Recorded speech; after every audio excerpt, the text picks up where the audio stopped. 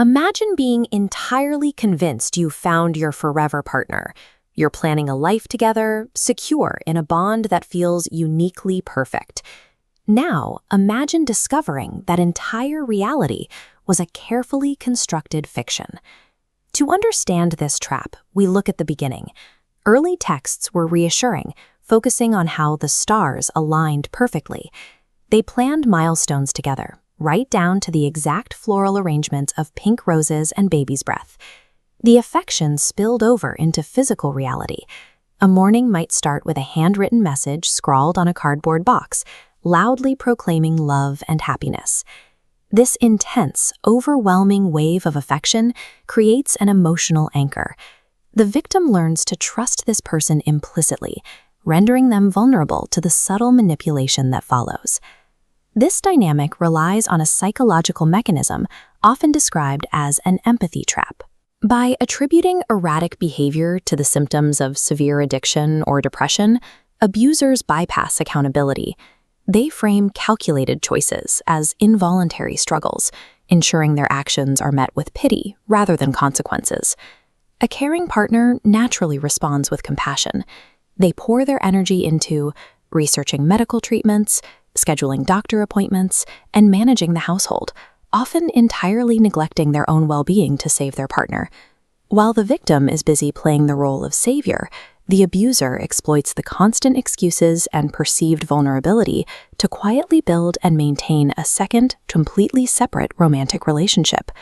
The victim's greatest strength, their empathy, is hijacked. It becomes the exact shield the abuser uses to hide their covert betrayals. Pulling off a double life requires significant logistics. Specifically, a person has to figure out how to leave their shared home for days at a time without raising immediate red flags. The solution is very often manufactured chaos. The abuser will start a sudden, loud, and unprovoked argument over something trivial, giving them a plausible excuse to angrily storm out the front door.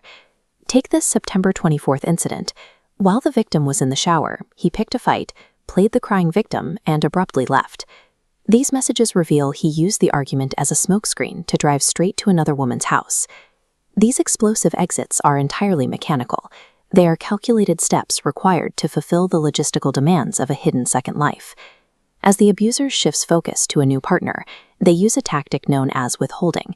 They deliberately starve the victim of emotional support and basic human decency. This becomes glaringly obvious during major milestones. In October 2023, the abuser ignored the victim on her birthday, forcing her to send a frustrated text reminding him of the date. The next morning brought a dismissive response. He sent a lazy greeting a day late. The victim called out the lack of effort, noting that people usually go out of their way to make up for forgetting such an important day. The discarding behavior eventually peaked during the following holiday season. The abuser completely abandoned the victim because he had quietly moved in with the other woman. Withholding affection on milestones serves a clear purpose. It reinforces the victim's worthlessness while asserting the abuser's absolute authority over the home's emotional climate.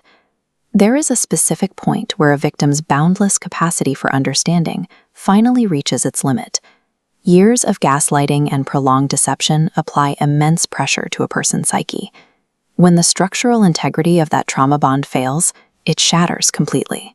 This shift happens when the weight of the evidence finally forces the victim's perspective to match the abuser's actual behavior, making the deception impossible to unsee. The image of the tragically wounded partner evaporates. In its place stands the undeniable reality of a calculated predator. In this case, the final break occurred when the victim discovered the abuser's secret messages with his new romantic interest. The victim experienced a sickening realization. The abuser was running the exact same playbook on the new target. He was copying and pasting the identical promises, the same pet names, and the exact same declarations of true love. At that moment, the urge to protect the abuser vanished. It was replaced by a drive to expose the man's patterns and hold him accountable for the double life he led. He even tried to reel her back in a year later with fake apologies and promises to change, all while continuing to live with his new girlfriend. By recognizing that abusers rely on a mechanical, recycled script, survivors gain a powerful defense. They can prevent their empathy from being used against them, and begin the process of untangling their lives from the abuser's narrative.